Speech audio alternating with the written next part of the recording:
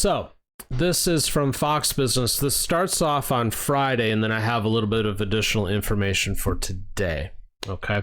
So Hims and Hers Health saw its stock slide Friday during trading as its CEO praised the, quote, moral courage of anti-Israeli campus protesters and encouraged them to apply for jobs at the health and wellness company. The stock is up 16.8% for the year, but down 4% from a year ago. On Friday, it lost 8% of its value amid the controversy. It did gain back just under 1 point in after-hours trading, but he still kind of tanked it. Specifically, what he twixt was moral courage greater than college degree. If you're currently protesting against the genocide of working Palestinian people and for your university's divestment from Israel, keep going, it's working. There are plenty of companies and CEOs eager to hire you regardless of university discipline. And then he added a link to the Hims and Hers careers page. Interestingly enough, in response, Jordan Ellis, who apparently runs Goodnight Mates, said, once again, if anyone has canceled their Hims subscription due to their founder CEO's anti-Semitic remarks, your first month of Goodnight Mates Sexual Health Solutions is on us. Our way of thank you for standing on the right side of history. So in response to a CEO sticking his nose into political realms, another CEO sticks his nose into political realms. Yes. Also, the way the company is named almost sounds like some like hedge fund or something. It's like Sexual Health Solutions. It's like professional. Fair. But Hims and Hers is catchier. Let's see. Oh. All right. So today, Hims and Hers CEO walks back praise for anti-Israel protesters after the stock drops. Whoopsie. Hims and Hers founder Andrew Dudum said Sunday his previous comments offering support for anti-Israeli protesters on college campuses were, quote, misconstrued by some. Not sure how, but okay. He says the last few days have been a disheartening reflection on just how divisive a time we live in. I'd like to clarify a few things because my words have become misconstrued by some. I in no way condone or support acts of threats, violence, anti-Semitism, intimidation, and there is absolutely no justification for violence on our campuses. Every student deserves to feel safe without fear and harm. I am tired of the word feel. How about we just be safe rather than feel it? Correct. I don't know. Maybe it's just me. Everything is feel now. Tired of feel.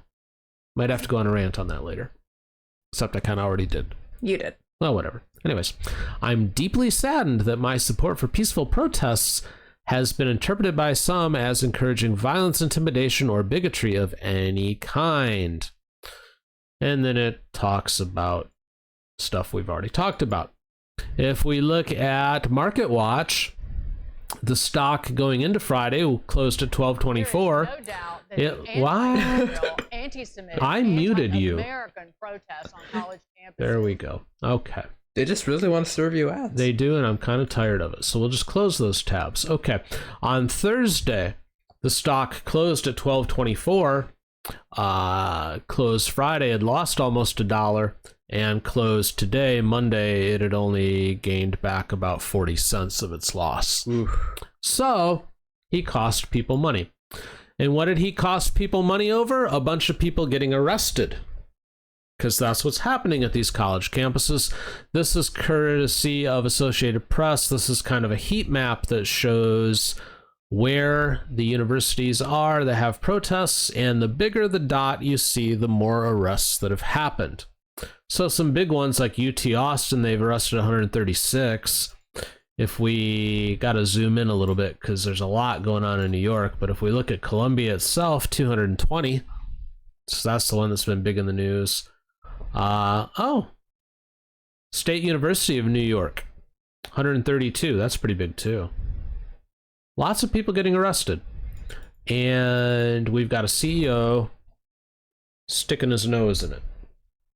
Now, I've got to say that I'm kind of getting sick and tired of these corporations just going in on whatever the flavor of the month is, which is kind of what it seems, and tanking their businesses. I mean, I don't hold stock in Hims, but if I did, I'd be ticked off right now. Yeah. Because these things don't mix. In my opinion, if you are a business, you need to be Switzerland when it comes to this kind of stuff. Now, I'm not saying that the CEO can't have his opinions. He's a human being. He's allowed to have them. I don't care what his opinions are. And if anybody out there thinks that I'm on the side of Israel, if you watch last week's clip where we talk about freedom of speech, I was vehemently against this whole law that's being passed right now that broadens the definition of anti-Semitism, because I think it gets away free speech. So I don't have a problem with what this guy says. I have a problem with the fact that he attaches it to his corporation. Stop it. If you're a CEO, stop it. This is stupid. Beth? No, I completely agree. Like you said, flavor of the month, it seems like CEOs or people in power that are connecting their own personal viewpoints and attaching them to their business seem to be trying to go after what's popular in the media.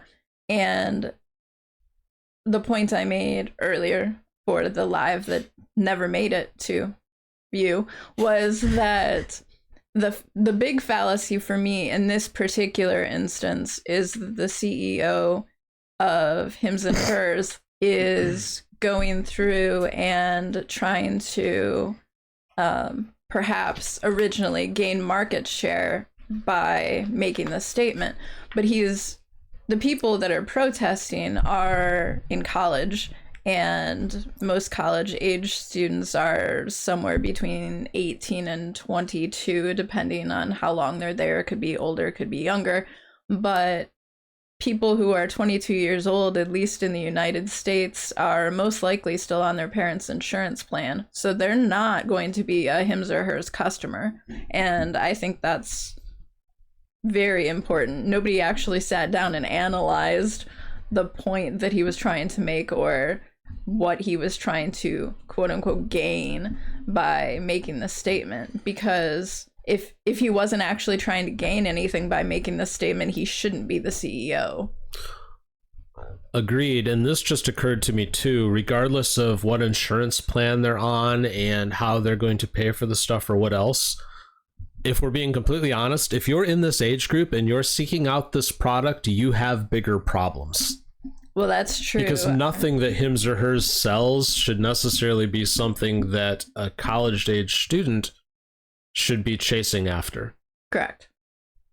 Well, I think they do offer like anti-anxiety meds, and maybe for the people who live on campus or whatever that have to deal with the protests, perhaps they need those anti-anxiety meds. I mean, like I was thinking more of the sexual health and hair loss product. Correct. So all that stuff, that's you probably don't need that at that age range, but I would hope not. Yeah. Otherwise, Feel bad for you if you do. Yeah. Otherwise, there's bigger hormonal issues going on there. Perhaps. Yeah. You probably don't need Viagra at like 22. Yeah. Though I can understand the mental health like products and stuff that I can get behind. Yeah. Well, I don't think these protests are helping their mental health any. No. No. I mean, they're getting all worked up about stuff that, quite honestly, does not affect them, especially at their age and their location. Yeah. But, so the whole thing, and we kind of went into this last week, I think our view on it, I asked the question, why? Why are they doing this? And the interwebs was nice enough to give me some answers, too. That was one of our most commented shorts of last week. And it was about 50-50.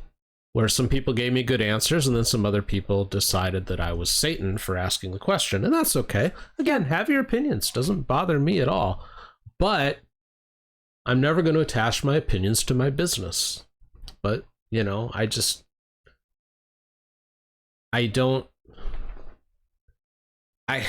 was about to say I don't know why these CEOs keep doing this stuff. But I guess it's not that hard to figure out. Because if you look at the age of these CEOs, they're in about that time when they were raised up in an era that was starting to really push this idea of social justice. Yes. So is it necessarily a surprise that these people are now bringing that mentality into their workplace? Probably not. But call me old-fashioned, I don't think they should.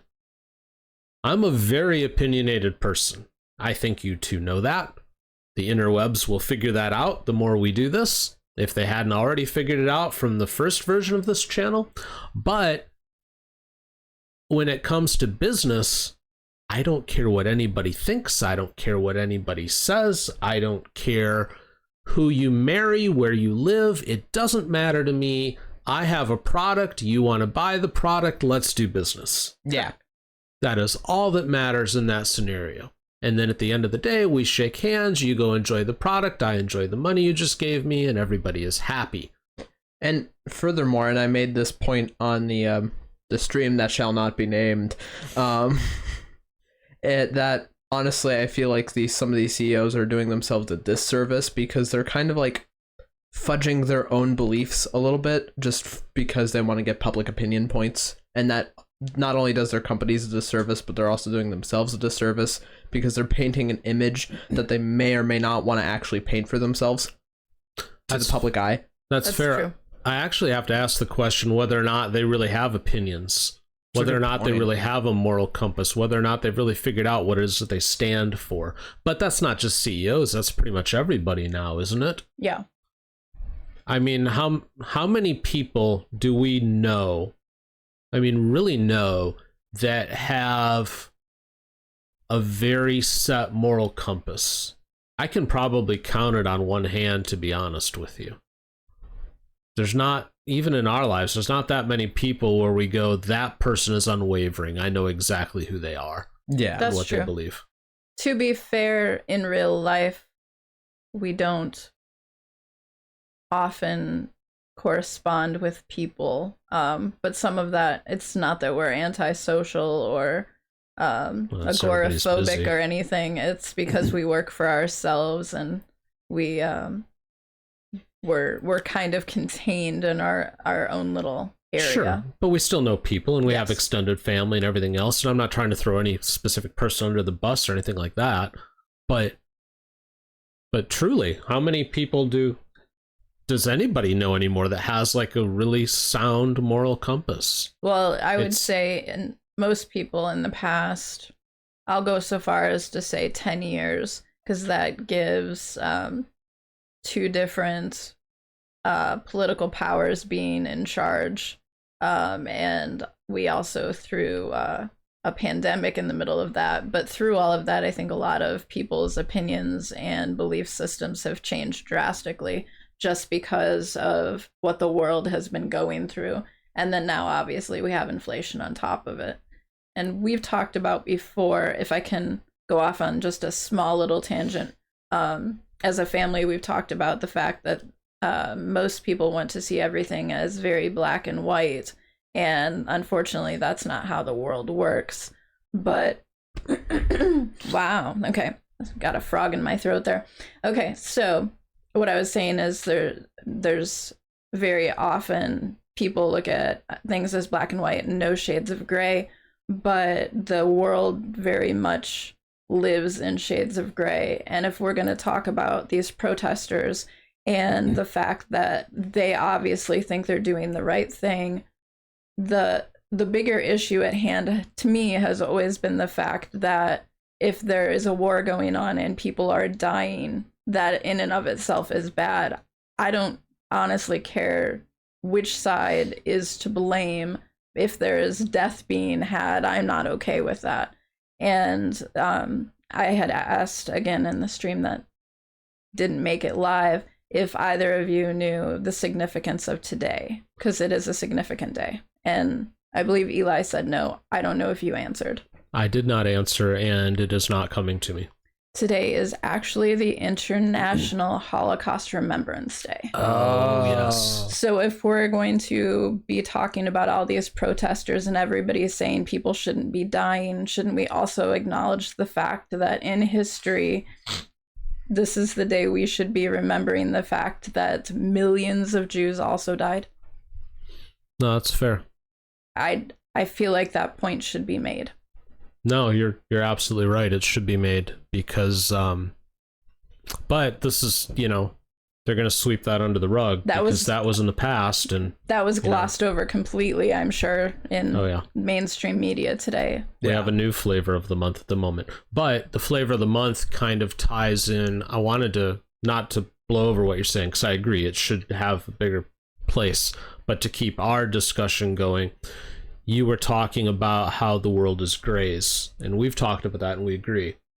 But I'd like to amend that definition just a little bit, because as you were speaking it, I was thinking something that I think would expand on that truth. Because we were talking about how we got down this road because the CEO were questioning whether or not he really knows what he believes, or if it's just changing it with the wind. Yes. But then you talked about, you know, the world exists in grays, which I agree with. But if we tie that in with my comments about how few people have an actual like set moral compass and a set of beliefs and whatnot, I would argue, and pay attention to this, son, because I think this will help you as you move into adulthood. You have to have a set of beliefs and values that are unwavering to help you navigate the gray. Correct. Yeah. And I think that's what a lot of people are missing now. They just go with whatever it is at the moment, whatever end of that grayscale spectrum you're on for any given topic, rather than allowing your set beliefs to guide you along that path. So they play ping pong. Yeah, let me clarify. When I am talking about things existing in shades of gray, I don't think that it's that is an excuse inherently for people to continue to flip-flop back and forth. That's not what I mean by shades of gray. What I mean is everything is usually much more complicated than it seems at the surface. So again, if we're talking about the war between Israel and Palestine, it's not as simple as one side or another to me, because ultimately it conflicts with my unwavering belief that murdering people is wrong. That's fair. Do you have any more thoughts on the matter, son? Not particularly, no. All right. Well, I guess I just have to leave it with this personally. With all the different things that we've discussed, you know, we've brought in the protests and the Holocaust and the everything else. The bottom line is that if you're running a business, you have to have loyalty to that business first with regard to how you portray yourself publicly. Yeah. Yes. And it continues to baffle me and disappoint me. And you'd think I'd be used to it now, but I'm not. Every time one of these businesses does something stupid that wrecks what they've got going on, because it's not just impacting them, it's impacting their shareholders as well. And again, I don't care what this guy's opinions are. He's allowed to have them. He should have them, but they need to be expressed in his own time and certainly not attached to the business. Yeah. But when he crosses the line and says, we'll hire you, that's going too far, because number one, no, he won't. No, he won't. Let's be real. words. He's not in charge of hiring anyway. No. Yeah. And let's be honest too. If at the top of your resume is, Columbia University protester, are you really hiring that person? Are you really? Yeah. Or do you want somebody that can actually do the job? I would hope you'd want somebody that actually do the job.